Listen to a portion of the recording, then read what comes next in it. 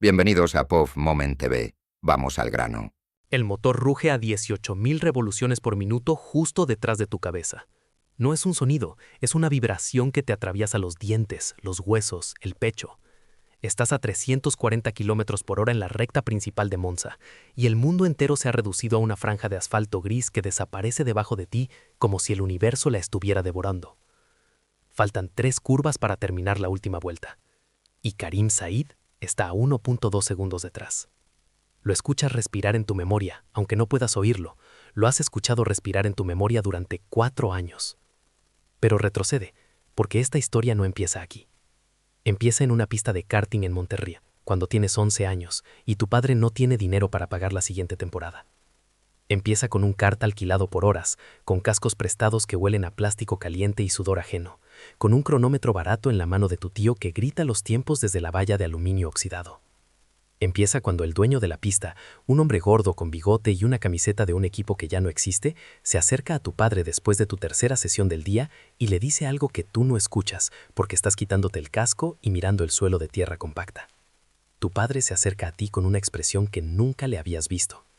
No es orgullo exactamente, es algo más complicado. Es el rostro de un hombre que acaba de entender que su hijo pertenece a un mundo al que él nunca va a poder pertenecer del todo. Dice que nunca había visto a nadie de tu edad con esos tiempos, te dice, y después añade, bajando la voz, dice que deberíamos buscar un patrocinador. Tú tienes 11 años y no sabes bien qué es un patrocinador, pero sabes qué es ese sonido, ese rugido mecánico que te entra por los pies y te sube por la columna. Sabes que sin ese sonido, el mundo es más pequeño, más gris, más lento. Así que dices que sí. Los siguientes 8 años son una negociación constante con la pobreza.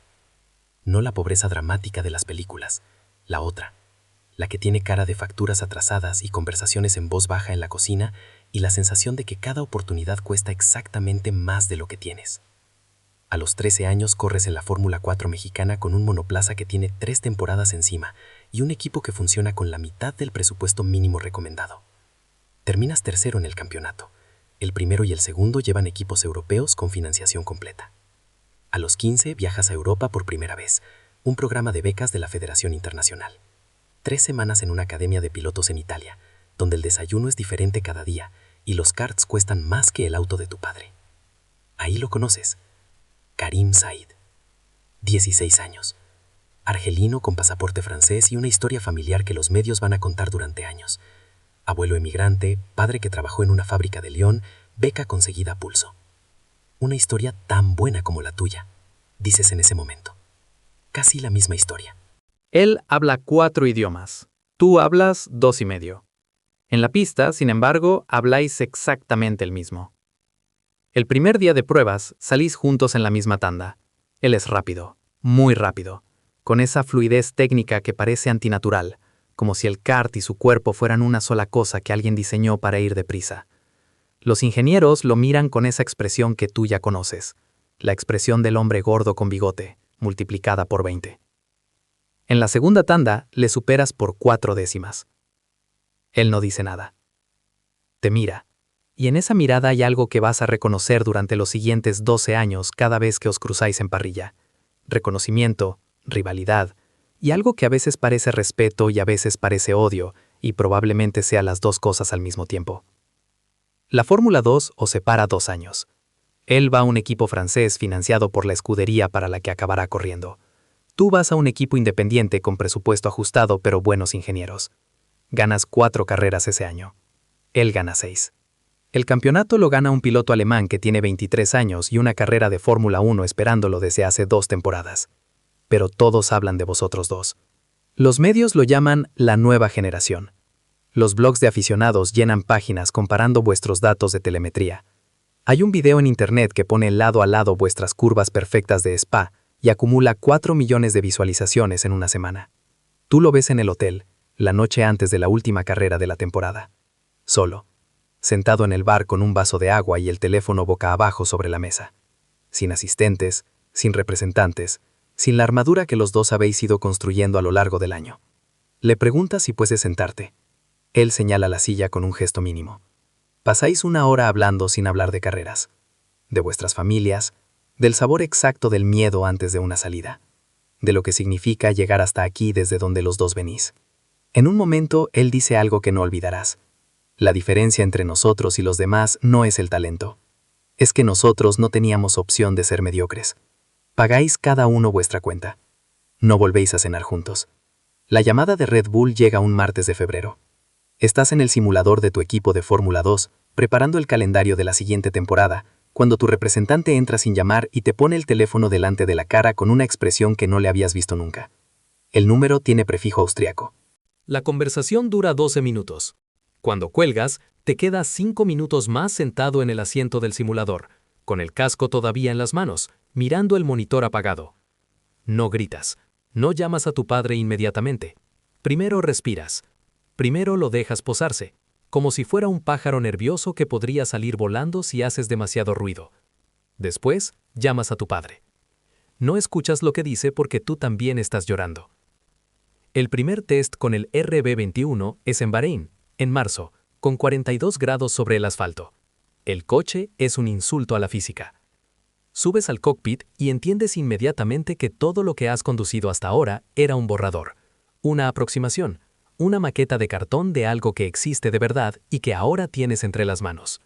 El asiento moldeado para tu cuerpo exacto, el volante con 27 funciones que llevas semanas memorizando, el sonido del motor al encender, ese rugido grave y constante que dice, soy la máquina más rápida que jamás has tocado y por esta semana eres mío.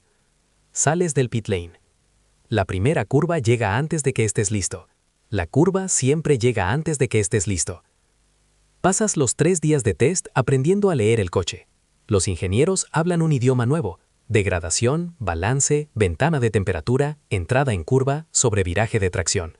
Tú ya conoces esos conceptos, pero ahora tienen un nivel de precisión nuevo, como si antes los conocieras en blanco y negro y ahora fueran en alta definición. El último día marcas el tiempo más rápido de la sesión. El ingeniero de pista, un hombre inglés de 40 años que ha trabajado con 3 campeones del mundo, se queda callado un momento antes de hablar por radio. Buen trabajo, dice. Solo eso. Es suficiente. Karim Said firma con la escudería rival 3 semanas después. Por supuesto. El universo tiene ese sentido del humor. Él lleva el número 14, tú llevas el 7. En la primera rueda de prensa de la temporada os sientan juntos y los periodistas buscan la fricción como tiburones buscando sangre. Vosotros respondéis con frases correctas y sonrisas precisas y no os miráis cuando no es necesario. Pero cuando os miráis, los dos sabéis. La primera carrera de la temporada es en Australia. Él sale segundo, tú sales quinto. Fallo de estrategia en tu equipo. Te detienen demasiado tarde para el primer cambio de neumáticos y pierdes 3 posiciones. Terminas cuarto. Él termina segundo. En el podio, desde fuera, lo ves levantar el trofeo. Aprietas la mandíbula y caminas hacia el autobús del equipo. El campeonato se construye así: vuelta a vuelta, carrera a carrera, punto a punto. En Mónaco llueve en el momento exacto incorrecto y coges el monoplaza más difícil del año y lo metes por calles que tienen la anchura de un salón de estar y terminas primero.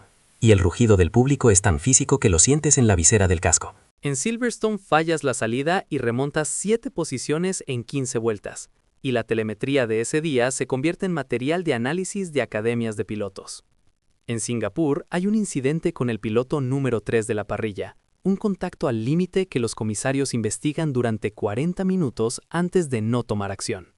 Y durante esos 40 minutos está sentado en el motorhome con las manos sobre la mesa pensando en 11 años, en karts prestados, en facturas en voz baja, en la idea imposible de que todo esto pudiera acabarse por 3 centímetros de fibra de carbono contra otro coche. No acaba.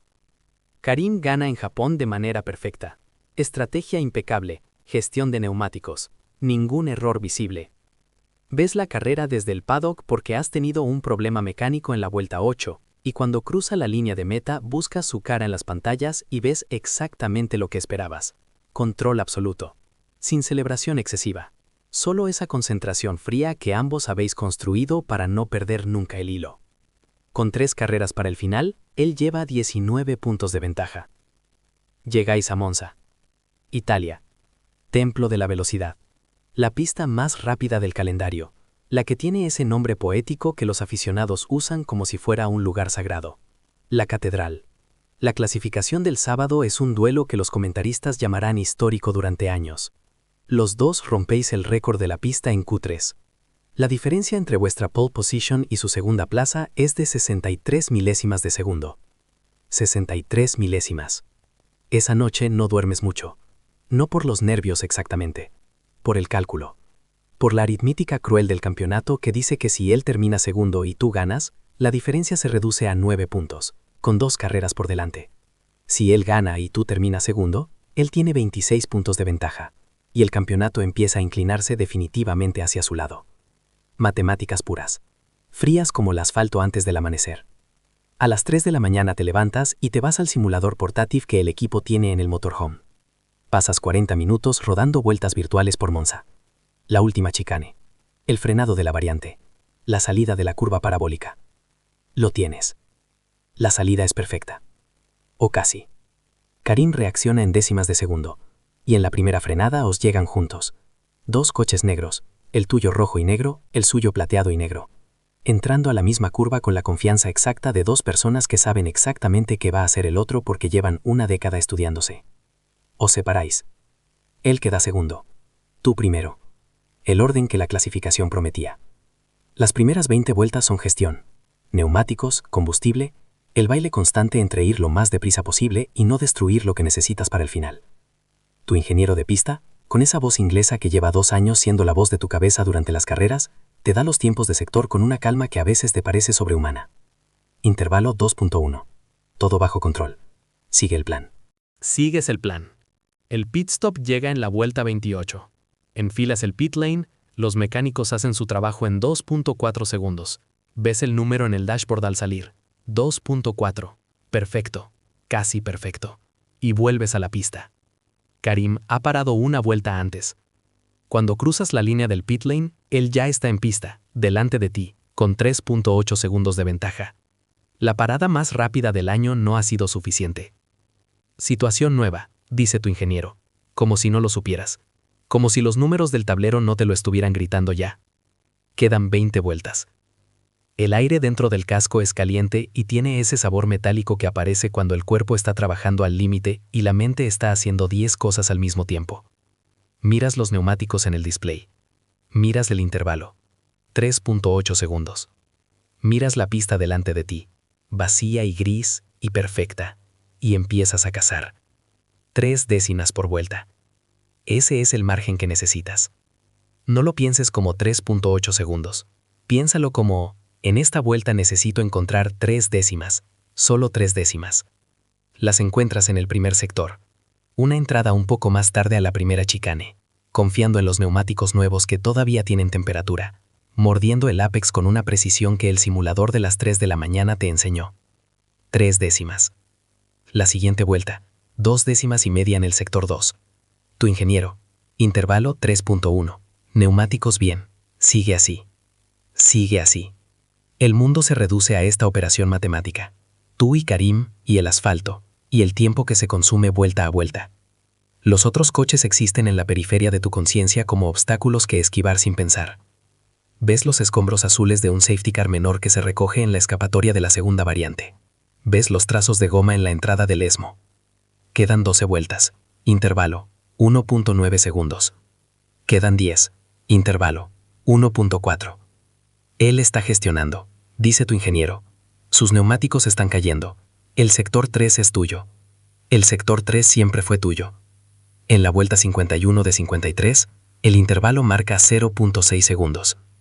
Lo tienes detrás del ojo izquierdo, no visible todavía, pero presente, como una presión, como el conocimiento de que hay algo ahí que va a materializarse.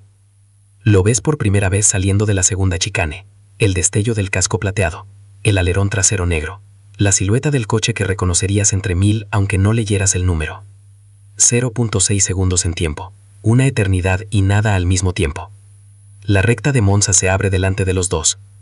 Él está en la línea de frenado perfecta, protegiéndola. Tú estás 1.4 metros detrás, y tienes la inercia del cazador que finalmente ve a la presa. En la pantalla del volante, vuelta 52 de 53. Queda una vuelta después de esta. La última vuelta de la última posible oportunidad empieza con los dos juntos. Él en la línea interior, tú en la exterior.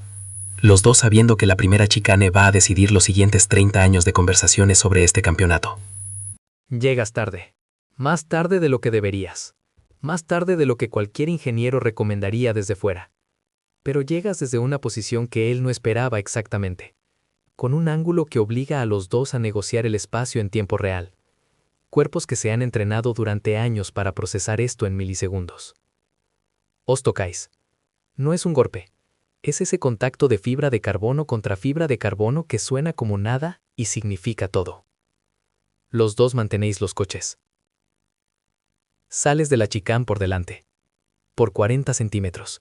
Por el ancho de tu propio hombro. Por una geometría que nadie dibujó con antelación y que simplemente existió en ese instante de velocidad y confianza extrema. Tu ingeniero no dice nada durante 4 segundos. Después. P1. Mantén el ritmo. 2 sectores. 2 sectores. El sector 2 pasa como un sueño acelerado. Ves las gradas blancas de Monza, los miles de banderas rojas que se agitan, el sol de septiembre bajo sobre la línea de los árboles. Escuchas el motor a 17.500 por minuto en la salida de Ascari. Sientes los neumáticos al límite, al borde exacto de donde la física permite estar sin caerse. Y llegas a la parabólica. La última curva, la que da a la recta de meta. La más larga del campeonato, la que dobla 90 grados hacia la izquierda y exige todo lo que tienes durante 4 segundos eternos, sin respiro, sin margen, poniendo cada décima de segundo del año sobre esta curva final. Entras. El coche se inclina, los neumáticos trabajan, las fuerzas te empujan contra el asiento con esa presión lateral que después de 2 años todavía te parece nueva, todavía te parece un privilegio físico, el privilegio de sentir la gravedad doblada. Sales de la curva. La recta final de Monza tiene 1.1 kilómetros. Los cruzas a 340 kilómetros por hora en menos de 12 segundos. Pero los vives de otra manera. Ves la línea de meta al fondo, delgada y blanca sobre el asfalto negro, y en esos 12 segundos pasan 11 años. El olor del casco prestado, el número en el cronómetro barato de tu tío, la cara de tu padre con esa expresión que no era exactamente orgullo, las facturas en voz baja, el primer vuelo a Europa, la mirada de Karim en aquella academia italiana, reconocimiento y rivalidad, y las dos cosas al mismo tiempo, el simulador a las 3 de la mañana, el teléfono con prefijo austriaco, los 2.4 segundos del pit stop perfecto, los 0.6 segundos de intervalo que se convirtieron en 40 centímetros de carbono en la chicane. Pasan en 12 segundos. Y entonces cruzas la línea. El radio explota. No 1 o 2 voces, todos al mismo tiempo. El ingeniero de pista, el director del equipo, los mecánicos que están saltando en el muro de boxes, tu representante que está en algún lugar de las gradas y cuya voz llega cortada por la emoción. Palabras en inglés, en alemán, en español. Todo mezclado en ese ruido humano que es lo más opuesto posible al silencio controlado de los últimos 53 vueltas. Tu voz, cuando hablas, suena extraña, como si viniera de otro cuerpo. Confirmado, dices. Solo eso. Haces la vuelta de enfriamiento. Karim cruza la línea 2 segundos y 3 décimas después que tú. En el pit lane, cuando te bajas del coche y los mecánicos te abrazan y el equipo forma ese muro de rojo y negro y emoción que has visto en fotografías durante años y que ahora estás dentro, buscas su coche con la mirada. Él está 2 boxes más allá, quitándose el casco con movimientos tranquilos, con esa economía de gestos que siempre ha tenido. Os miráis. No hay magnanimidad forzada, no hay abrazo mediático, solo ese reconocimiento que lleváis 11 años construyendo. Él levanta el casco levemente, el gesto más pequeño posible que aún así significa algo. Tú asienes. El podio es ruidoso y físico, y real de una manera que el simulador nunca te va a enseñar. Cuando suben tu trofeo y la música empieza, y las gradas de Monza se convierten en un solo organismo que grita, entiendes que ninguna preparación del mundo te enseña a estar en este momento, que simplemente tienes que estar, que este momento no se practica, se vive una sola vez, exactamente así, y después existe para siempre en algún lugar que no es la memoria sino algo más permanente. El champán te entra en los ojos, te ríes. Más tarde, mucho más tarde, cuando el paddock se está vaciando y los mecánicos recogen los últimos equipos y la magia de Monza empieza a disolverse en logística de viaje y vuelos nocturnos, te sientas solo en el borde del asfalto cerca del pit lane. El motor está apagado. El coche está en el camión. El silencio de Monza sin coches es absoluto, de una manera que sorprende siempre. Piensas en el hombre del bigote y la camiseta del equipo que ya no existe. Piensas que nunca le dijiste que llegaste hasta aquí. Piensas que tal vez lo sabe. Que tal vez estas cosas se saben aunque nadie te lo cuente. Tienes 16 puntos menos que Karim en el campeonato. Quedan 2 carreras. Las matemáticas siguen siendo posibles. Y eso, comprendes ahora, es exactamente suficiente. No la victoria de hoy, la posibilidad de mañana. El hecho de que mañana existe y que tú vas a estar en él, con el casco puesto y el motor rugiendo, y ese sonido que te atraviesa los dientes y los huesos y el pecho. Ese sonido que desde los 11 años es lo más parecido que tienes a saber dónde perteneces. Te levantas. El camión del equipo espera. Mañana hay un vuelo.